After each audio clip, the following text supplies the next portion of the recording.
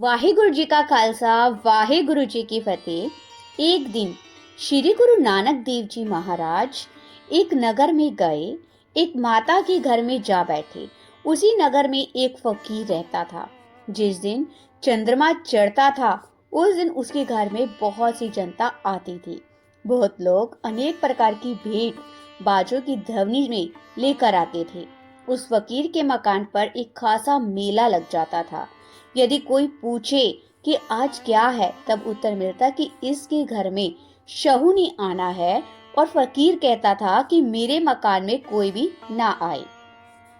और घर में फूलों की शैया बनाकर इधर गुलाब आदि छिड़क कर रहता था। उस रोज यह फकीर किसी को अपना मुख नहीं दिखाता और ना ही किसी का मुख देखता था। मकान के भीतर ही तमाम रात्रि बैठा रहता, बुर्का पहनता और अपने को स्त्री समझता था। ये बातें तमाम जनता में होती थी। उधर उस घर में श्री गुरु नानक देव जी महाराज विराजमान थे। उस बुढ़िया ने स्वच्छ भोजन तैयार करके गुरु नानक देव जी के आगे रख कर प्रार्थना की, ही महाराज इस रूखी सूखी रोटी को ग्रहण करें। तब गुरु नानक देव जी ने कहा, भोजन तो हम पा लेंगे, परंतु ये नगर में शोर किस बात का है। तब उस देवी ने कहा, हे महाराज, इस नगर में एक फकीर रहता है। वह कहता है कि शुक्ल पक्ष की दूज को घर में शहू आता है। वह बात सुनकर गुरु नानक देव जी ने मुझे और मर्दाने को कहा, चलो हम भी उस फकीर को देखें और शहू सुहागन का दीदार करें। तब हम लोग गुरु नानक देव जी के साथ उस फकीर के द्वार पर जाकर खड़े हो गए। देखा बहुत दुनिया खड़ी है, किसी को भीतर नहीं जाने दिया जाता। अब गुरु नानक देव जी ने भीतर जाना चाहा तो लोगों ने रोक दिया। तब गुरु नानक देव जी ने उसके दरबानों को कहा, हे भाई, फकीर को कहो कि बाहर साधु खड़े हैं और तुम्हारा दीदार मांग रहे हैं। तब फकीर ने उन दरबानों को कहा, भाई, मैंने तो आज अपने शहू का दीदार करना है, आज मैंने किसी को दर्शन नहीं देना। जब दरबानों से सुना कि फकीर इनकार करता है, तब हमें गुरु नानक देव जी ने कहा, सुनो मित्रों, यहाँ कुछ भी नहीं है, यह झूठा स्वांग है। यदि इसको शहू का दीदार हो जाता तो हर बुरके में शहू को पहचान लेता। तब गुरु नानक देव जी वहां से उठकर एक पहाड़ी पर जा बैठे। तब उधर जनता में देव योग से लड़ाई हो गई। कोई झंडा उतार कर ले गया तो कोई नगारे उठाकर भाग गया। लड़ाई में सभी साज वाज वाजत रहम भ्रम हो गया। अनेका को सखत चोटें आई, खून की होली खेली गई। उस फकीर का मेला नष्ट हो गया।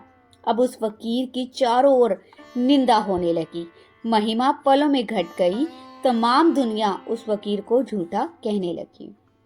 एक महीने के पश्चात गुरु नानक देव जी उस बुढ़िया के घर में आए और पूछने लगे, हे बुढ़िया, आज भी चांद की पहली है, उस फकीर के यहाँ आज मेला नहीं लगा?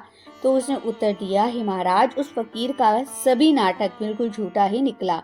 एक दिन गुरु नानक देव जी शहर के बाहर गए, तब एक लंगड़ा आदमी नगर के बाहर इधर उधर मांगता मिला। वह गुरु नानक देव जी को देखते ही चरणों में गिर गया। गुरु नानक देव जी ने उस लंगड़े पिंगले की और कृपा दृष्टि से देखा, तब उसके सभी अंग ठीक हो गए। उसे गुरु नानक देव जी की महान स्तुति की। अब गुरु नानक देव जी उसे कहने लगे, हे मित्र, यदि तुमको कोई पूछे कि तुम्हारे हाथ पैर किसे ठीक किए, तो तुमने कहना है कि मेरे हाथ पैर ठीक करने वाला वही शहू सुहागन है। बस उसे पूछा जाता तो वह शहू सुहागन का ही नाम लेता फिरता। यह शहू सुहागन को जो भी मिला, शहू सुहागन के पूछने पर उसने कहा कि मेरे हाथ पैर शहू सुहागन फकीर ने ठीक किए है। शहू सुहागन ने कहा, भाई, वह कहाँ है? उसे कहा कि वह तो एक बुढ़िया के घर में रह रहा है। तब वह झूठा फकीर उस पिंगले के साथ गुरु नानक देव जी के निकट आया तो बस देखते ही चरणों पर गिर पड़ा और हाथ बांधकर बेनती करने लगा और कहने लगा कि महाराज, आप मुझे क्षमा कर दो, मैं भूला हुआ था, मुझे क्षमा करो। सत्य बात तो यह है कि मैंने आपको पहचाना नहीं। गुरु नानक देव जी ने दया दृष्टि करते हुए कहा, हे मित्र, प्रत्येक बुरके में उस शहू को जानकर और सभी को दीदार देना लेना अच्छा है। जब तू परमेश्वर का भजन करेगा तब वह सच्चा शहू तेरे बिन बुलाए तेरे पास स्वयं चला आएगा। फिर गुरु नानक देव जी के चरणों पर नमस्कार करके आज्ञा लेकर वह शिवस्वागन फकीर अपने ठिकाने जा बैठा। उधर वह पिंगला शहू सुहागन का प्रचार कर रहा था। तब उसका उजड़ा मेला फिर से लगने लगा। तब गुरु नानक देव जी की कृपा समझकर वह शहू सुहागन फकीर गुरु नानक देव जी का शिष्य बनकर नाम जपने लगा। तब श्री गुरु नानक देव जी महाराज ने एक श्लोक उच्चारण किया। श्लोक महला पहला।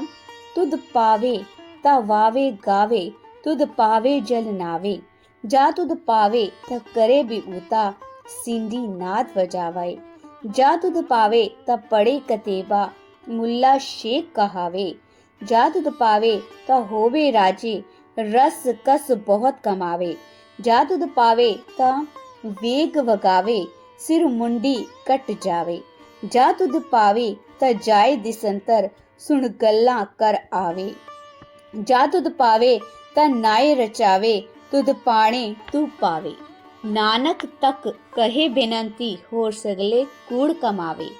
अर्थात ये श्लोक सुनकर सभी लोग गुरु नानक देव जी महाराज जी के चरणों पर गिरकर प्रणाम करने लगे। तब गुरु नानक देव जी ने उन सभी पर अपनी कृपा दृष्टि करके अनेकों की कामनाएं पूर्ण करके आगे की ओर चल दिए। वाहिगुरु जी का खालसा, वाहिगुरु जी की फतेह।